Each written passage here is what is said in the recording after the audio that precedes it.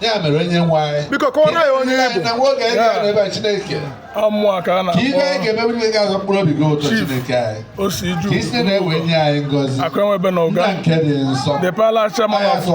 Obiukwu ndị wee na-agharịrị ndị ga-emeta anyị n'aka Chukwu anyị dị nsọ kedu ihe anyị bịara ime ihe anyị na-ahụ ka a lot of things are happening here ka ihe anyị na-eme taa ihe a na-eme taa ndị Igbo na-akpọ iri ji and Igbo Cultural Festival iri ji ihe eji mara ndị Igbo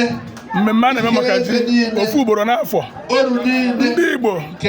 na-akwanyere ihe a na-akpọ ji ugwu maka na ji wupụta ndị n'ala Igbo a na-eri ya eri a na-asụ ya asụ a na-ahụ ya ahụ a na-asụkwa ya asụ otu ndị Igbo wee chọọ ị ga-echi ga eri ji so ji so na ofu nnukwu nne ndị Igbo kpọrọ mkpa laik ya anyị na-akọ ya akọ na-eri ya eri ọ ncheta ka anyị na-eme n'ụbọchị nke taata anyị na-anụ taa na obi ndị Igbo na Mushin unu na-enyere ndị ogbenye aka na ọ bụrụ naanị ịkwalite omenala Igbo na unu na-enyekwara ndị ogbenye aka na-eme ihe dị iche iche nwere ike ịtụpụ ego anyị azụ na ihe gbasara oge azụ unu na-eme n'obi ihe anyị nwere ime taa bụ ihe gbasara ọjị ihe agba n'aka ihe nyele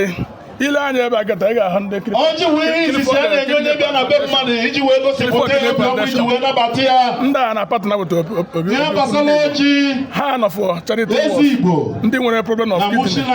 ha na-agba mbọ buga ụlọ ọgwụ na-ete kere ndị a ga-atrabụrụ asara ndị Obiukwu ndị Igbo ahụ ebe ọ na-ahụ ihe onye Igbo ahụ onye Igbo nwee nsogbu dị iche iche ụfọdụ nsogbu mebi ịzụ ahịa mebi ahụike mebi inwere chalenji ahụ na ị na-eme ịgbaragbata ebe a achọba otu a ga-esi ga-enyere gị aka ka o were dịrị gị mma o so n'ihe anyị na-arụ nye kpatara every year afọ ọwụ na afọ ọwụ na anyị jisara ji na nchịkọta afọ anyị na-aga na nke ndị motherless baby nke ndị besida blind nke ndị ọda left places dị iche iche anyị na-aga ebe a ndị anyị na-aga Thanksgiving n'ofu chọọchị dị na Lagos steeti a ọrụ ebe a yọọ Chineke kelee maka odudu nke o duru anyị n'afọ